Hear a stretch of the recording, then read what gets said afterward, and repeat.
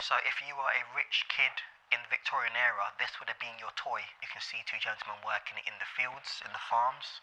You can see they've caught, what are those, like rabbits? And this would have been the room that would have been attached to the master bedroom. And it would have been where guests would have been entertained, either via games or via music or instruments. So guys, welcome back to the channel. Today I'm going to explore this place behind me, the Christchurch Museum, right here in Ipswich. So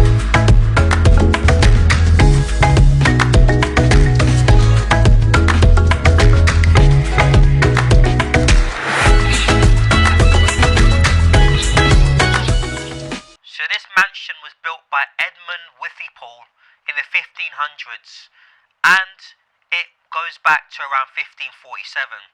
The ground floor masonry dates back to this period. Over the next couple of centuries, the ownership would change by going to the De Vaudaux family and then by the Fonaral family from 1734. In the 1800s, during the Victorian era, it was bought by Felix Cobbold and transferred to the council in around the year 1895. I've come into the servants' room, so the name is quite self-explanatory. You've got a table there and you've got examples of what kinds of foods and drinks they would have had at the time, basically. It's quite convenient how the servers' room is next to the kitchen, because a lot of the actual sort of housework was done in this part of the mansion. So you've got the servants' room here next to the kitchen, and it pretty much makes sense, but you get an idea of obviously how big the table was, and then you've got an idea of the attire that they wore as well. So these would have been examples of workers. So you can see two gentlemen working in the fields, in the farms. You can see they've caught, what are those, like rabbits? Then you've got a lady that looks like some kind of cook, as you can see here. And then you've got what looks like a servant, and then you've got like a young man there as well. So maybe that's his servant, I'm not too sure. So this here is called a box mangle. And this box mangle was designed to smooth large items after washing, and in particular to give a polished appearance to bed linen or linen. Each item was folded and wrapped around a wooden roller, protected by a mangling cloth to keep it clean and give it a polished appearance. So here you can see examples of how they used to pretty much do the laundry. So you've got here a illustration, and you've got examples of irons that they would have used, basically, pretty much. Obviously different to the ones that were used today. And these would have been the sinks here. So it would have been one long sink of 4 different compartments. And as you can see, they would have been able to wash up and do lots of laundry of various amounts of stuff at the exact same time, basically, pretty much. And here as well, you can see also, you've got baskets there as well. And yeah, this was added to the house sometime in the 1800s. So in there is an example of a Victorian parlor.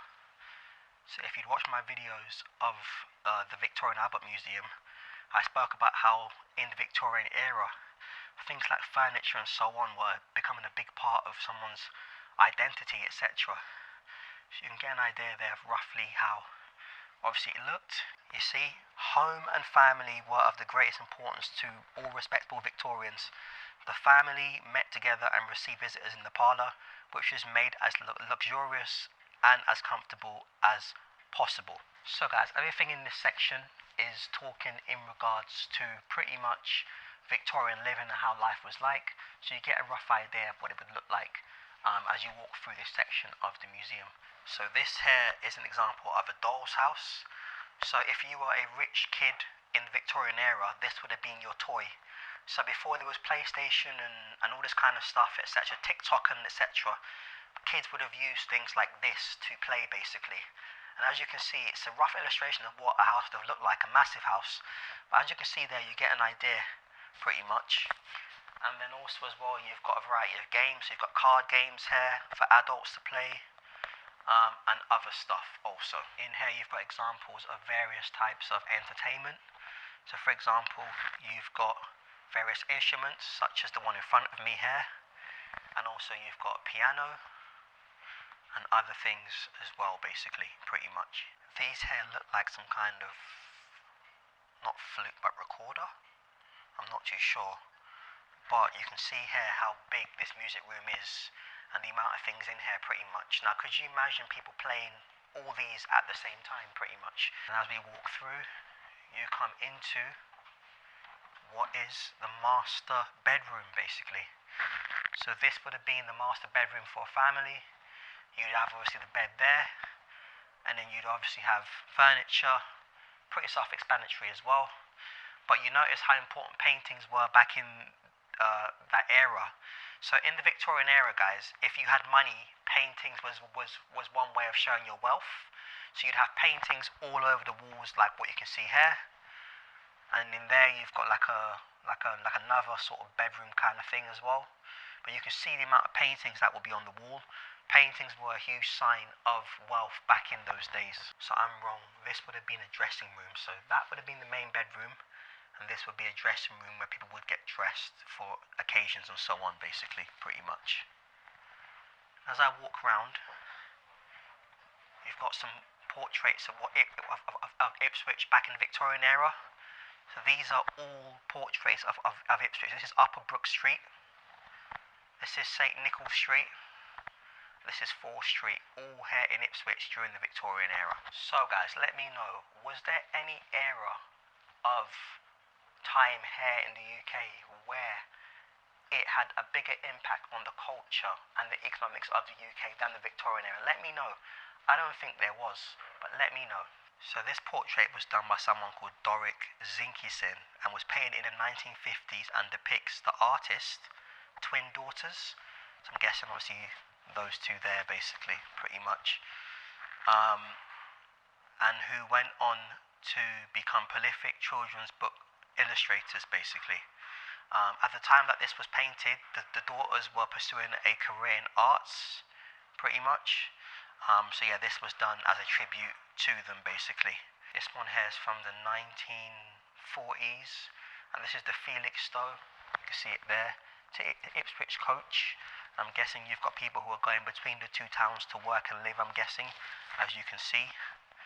And as you go around, you just got other paintings as well, basically. So this one is done by Thomas Gainsborough.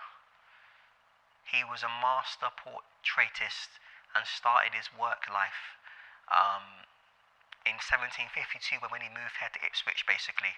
So he done a lot of paintings that you can see in this room.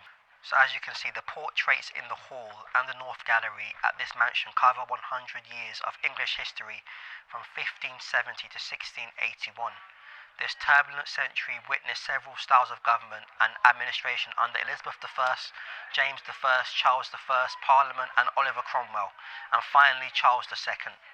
Most of the people in these portraits were involved in the political, military or religious conflicts of their times. So I'm standing in the upper chamber, and this section wasn't actually part of the original mansion. It was added in the 1920s after, I think, if I'm not mistaken, the demolition of the merchant's house happened and this was saved from destruction. So here you've got a half armour for a horseman.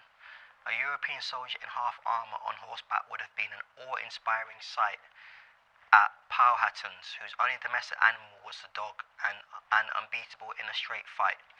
This helmet that you can see here, guys, is designed with a crest to take the force of a blow to the head and smooth round lines to the breastplate, right there, pretty much, to deflect thrust. By this time, such armour was as much of a sign of rank as it was practical protection. And you can just see here all the furniture and stuff, pretty much, also, as well. So you've got like a crib for like a baby there. You've got the bed and so on. This here is Queen Anne of Denmark, wife of King James I, basically. She actually met a Native American from Jamestown, which is now, I think, in Virginia. Which is one of the most random meetings ever, basically, pretty much. She actually met Queen Anne of England in 1616 also. So bedrooms were not seen as private rooms, and an important person with a secretary would receive close friends in this bedroom, basically.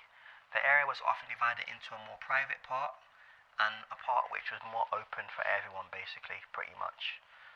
Also, the furniture that you can see in here was typical of the time of Queen Anne and makes much use of the most favoured wood of the period, called walnut, basically, pretty much. So in here would have been the library basically, and the library is obviously very self-explanatory, but in the era that, in the 1700s and so on, the library was a place where people showed that they were intelligent and had good knowledge. So they would come in here to read books on things like ancient Rome, ancient Greece, etc., to prove that they belonged amongst the upper echelons of society. So in the back there, you've got the bookshelf, and then in here as well, you've also got things as well, such as a globe and other cool things also. And in here as well, you can see some books. I can see a couple of magazines as well. But yeah, you get an idea of what was in here. So this in front of me is called a mahogany exercise machine, known as a library horse. And the chair gives the sitter a chance to exercise indoors when the weather was too bad to go outside. There is a small footstool there at the bottom, I don't know if you can see it basically, which can be pulled out from underneath to aid getting onto the chair, and some exercise chairs are fitted with a cane back to rest. So this room is the family dining room, and this room is reflective of the time that it was obviously created, which is the mid-18th century.